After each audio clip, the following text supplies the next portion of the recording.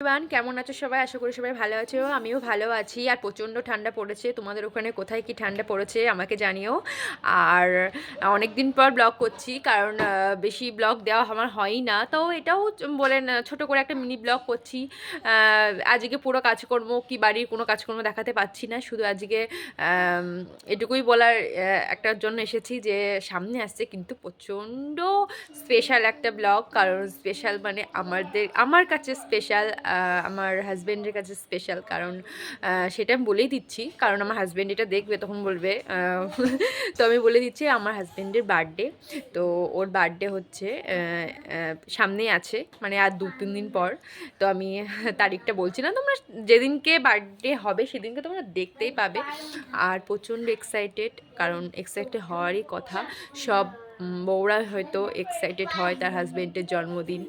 তো এক্সাইটেড হওয়ার কথা। তো আমি প্রত্যেকবারই আমার হাজব্যান্ডের জন্য যেটুকু পারি, আমি তো বেশি কিছু করতে পারি না, আমি নিজে কোনো আর্নও করি না যে একটু বেশি কিছু করব। যেহেতু ও আমার জন্মদিনে পুরোটা করে, আমার কি বলবো যে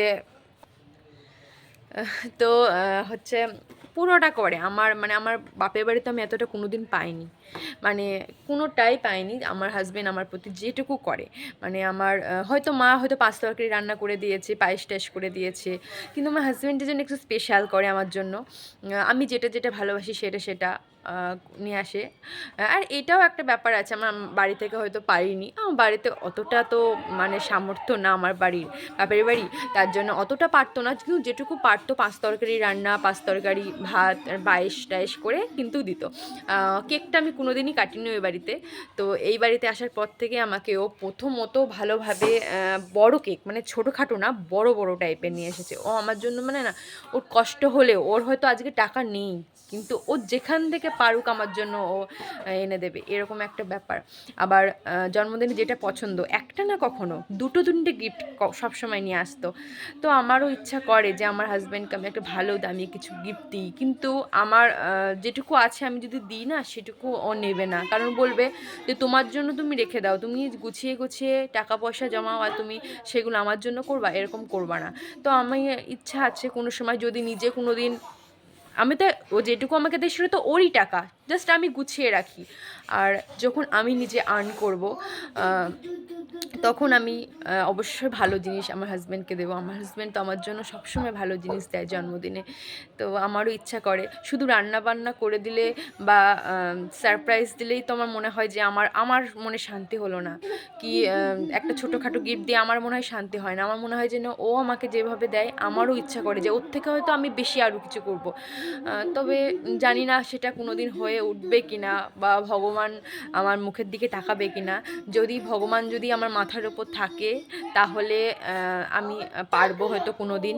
আর যদি ভগবান আমাকে না দেখে তাহলে আমি আজ এই যেরকমভাবেই করছি সেরকম সাধারণভাবেই করব। তবে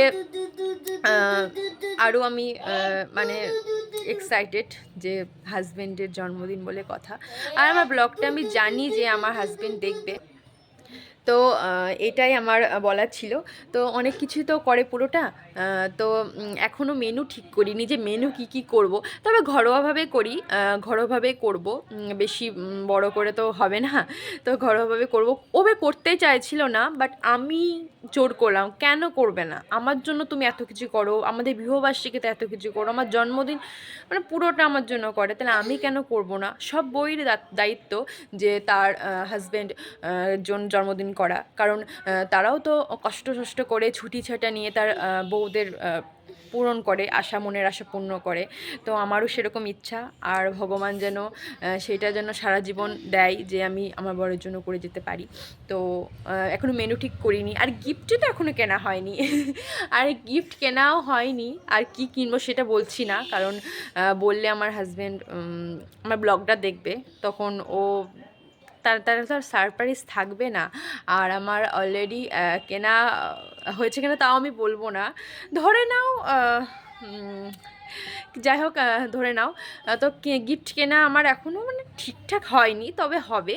আর সেটা আমি নিজেই পছন্দ করে নেব। আর এইটা আমি আজকে বলবো না, কারণ আজকে বললে আজকে তো ব্লগটা দেবো, তো ও শুনে ফেলবে পুরোটা, ও বুঝে ফেলবে যে আজকে কিছু না কিছু কিনে রেখেছি বা কিছু কিনবো, কিছু আশা করে রেখেছি, এরকম একটা বুঝে ফেলবে। তো আমি বলছি না, সারপ্রাইজটা সারপ্রাইজ থাকুক, আমি সারপ্রাইজ দিতে চাই। আর প্রত্যেকবার রাত 12টার সময় আমি কেকটা কাটি।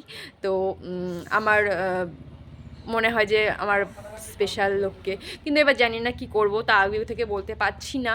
তো ঠিক আছে, স্পেশাল মানুষকে স্পেশাল সময় স্পেশাল দিনই। আর পুরো ঘরটা ডেকোরেশন করব। আমি 5 বছর ধরে এসে থেকে আমি ডেকোরেশনটাই করি। তো আমি এটাই ভালোবাসি। আর আমার কি বলো, আমার একটা কাজ, আমার কাজ, আমি যে কাজটা আমার মানে আমি অন্যের কাজ পছন্দ খুব একটা করি না। যেহেতু আমি হয়তো নিজে হয়তো পারি, এমন না যে আমি পারি না। তো আমার এসব কাজে আমার ভীষণ ভালো লাগে, ডেকোরেশন বলো, সাজানো গোছানো সব কিছু আমার ভীষণ ভালো লাগে, ঘর সাজানো। তো এটাই আমি নিজেই করব, এটা আমাকে কেউ বারণও করে না, যেহেতু জানে আমি ডেকোরেশনের ব্যাপারটা একটু ভালোই জানি। তো এই ইউটিউব দেখে দেখে শিখে যাই। তো তোমরা আমাকে আশীর্বাদ করো যাতে আমি যদি কোনো দিন আর্ন করতে পারি, তো আমার হাজব্যান্ডকে যেন আমি প্রথমে, আর আমার হাজব্যান্ড, আমি যদি আর্ন কোনো দিন করি, আমার হাজব্যান্ডই আমার কাছে শ্রেষ্ঠ উপহার। মানে আমার হাজব্যান্ডকে আমি শ্রেষ্ঠ উপহারটা দেব।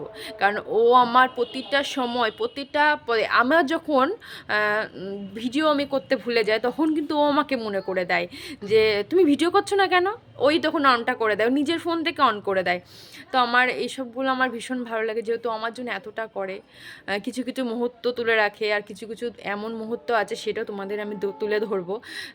কেক কাটার সময় কী কী রান্না করছি, কী কী মেনু হচ্ছে, কী কী ওর জন্য সারপ্রাইজ রাখছি, যে পুরোটাই তোমাদের বলবো। প্রত্যেকবার সারপ্রাইজ রাখি। তো ঠিক আছে, আজকের মতো এখানেই রাখছি, টাটা।